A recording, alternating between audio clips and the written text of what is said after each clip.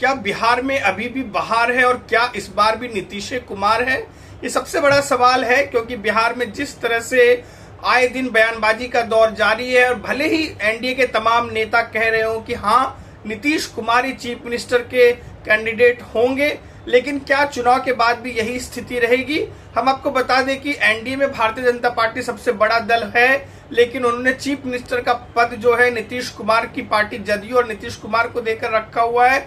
तो ऐसे में जब राष्ट्रीय स्वयंसेवक अपने स्थापना के 100 वर्ष मना रहा है और ऐसे में वो चाहेगी कि बिहार में भी एक स्वयंसेवक ही वहां मुख्यमंत्री बने, ऐसी खबरें थी, पहले भी हमने आपको इस बारे में जानकारी दी है। तो वहीं चुनाव नजदीक आते ही बयानबाजी का दौर भी जारी, सभी अपने अपने तरह से इसकी व्याख्या कर रहे हैं। चिराग पासवान भी कहीं न कहीं दावा पेश कर रहे हैं बिहार फर्स्ट, बिहारी फर्स्ट की बात को लेकर के।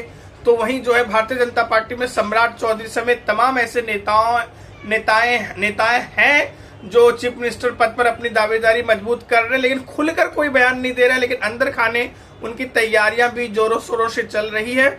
वहीं इस बीच जो है आज बहुत बड़ा बयान आया।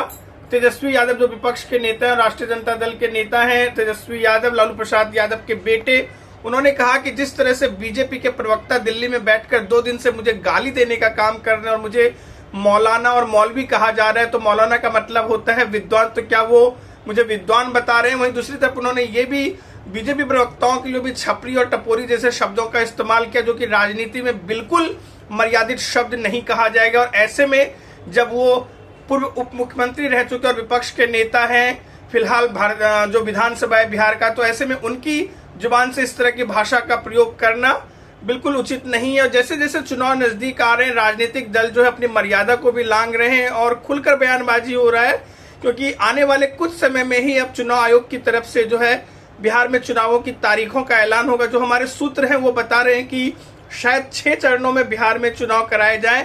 कुल 243 विधानसभा की सीटें हैं और नवंबर में ये चुनाव संभव है और 24 नवंबर को शायद जो मतगणना की तिथि बताई जा रही है। लेकिन अभी तक चुनाव आयोग की तरफ से ऑफिशियल स्टेटमेंट नहीं आया है, ये हम अपने सूत्रों के हिसाब से आपको खबर बता रहे हैं।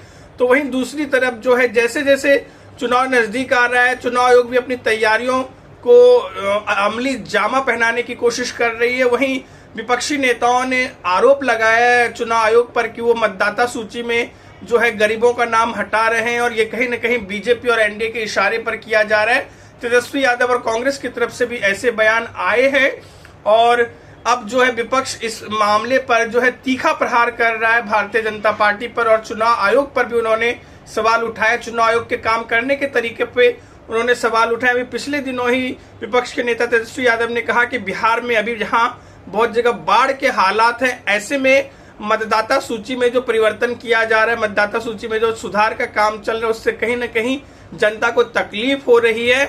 और अभी सरकार का काम है कि बाढ़ प्रभावित क्षेत्रों में लोगों की मदद की जाए, न कि चुनाव की जो गणना हो रही है, जो मतदाता सूची है उसको करेक्ट करने का काम कर गरीबों को जो है उन्होंने कहा कि मतदान से वंचित करने की नापाक कोशिश की जा रही है विपक्ष और बीजेपी नेताओं की तरफ से। मतलब कि बीजेपी को, मोदी को और नीतीश कुमार को कहीं न कहीं हार का डर सता रहा है, ऐसा कहना है बिहार में विधानसभा में विपक्ष के नेता और राष्ट्रीय जनता दल के नेता तेजस्वी यादव का।